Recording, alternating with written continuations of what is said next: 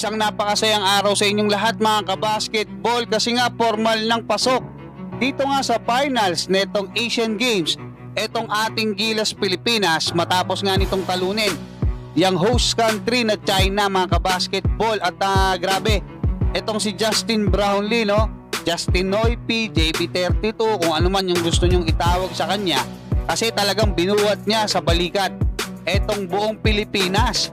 Nanalo itong ating national team sa score na 77-76.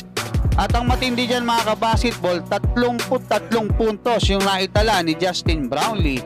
17 dyan doon lamang sa fourth quarter. At yung mga 3 points ni Justin Brownlee mga kabasketball, may mga sumasabay pa, grabe.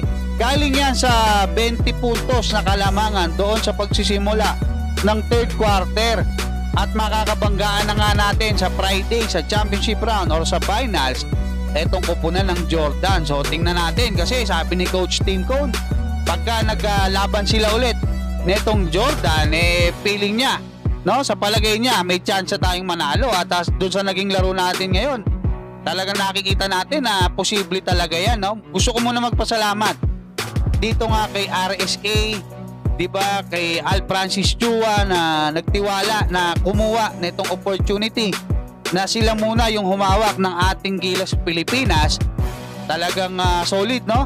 At especially etong si Coach Tim Cone, na bakit nga ba tayo lumalayo pa para humanap ng coach para sa ating national team. Nandyan naman si Coach Tim Cone na talagang napakahusay pagdating sa mga adjustment, no? Gaya ng sinasabi ko, especially doon sa matagal na nga nakasubaybay dito sa channel natin, Alaska days pa lang talagang loaded na etong si Coach Tim Cone mga kabasketball. Sana hopefully, no, na mabigyan ng pagkakataon mas malaking pwesto or talagang siya na yung maging coach ng ating Gilas Pilipinas para mas lumakas, no, mas gumanda yung programa natin diyan. Kasi nakita naman natin yung nagawa niya sa Alaska noon, sa Hinebra ngayon, di ba? Maraming panalo siya. Siya yung may pinakamaraming panalo dyan sa PBA. So gamitin din natin para sa ating Gilas Pilipinas.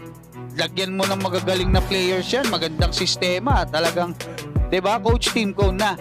Para sa akin mga kabasketball, eto na yung naging puntos nila: 33 points, 5 rebounds, 4 assists, 1 block kay Justin Brownlee. Si Thompson naman, 13 points, 8 rebounds, 3 assists, 3 steals.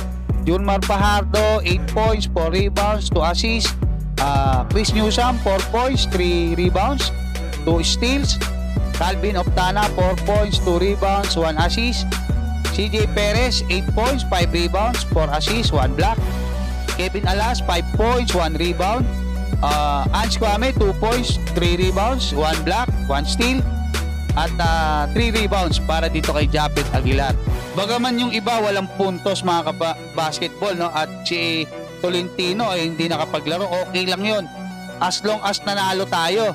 At yung overall stats nila mga kabasketball, 44 rebounds yung naibigay ng Gilas, 36 lang na out rebound natin itong China. 14 assists, 17 yung kanila, lamang sila, no? 2 blocks, 3 yung kanila, 7 steal, lamang sila. Pero at the end of the day, 40 man yung inilamang niyan o isa, panalo pa rin, parehas lang panalo. At yun ang importante. Hanggang dyan mga kabasketball, sana naging masaya tayong lahat. Maraming salamat at God bless sa inyong lahat.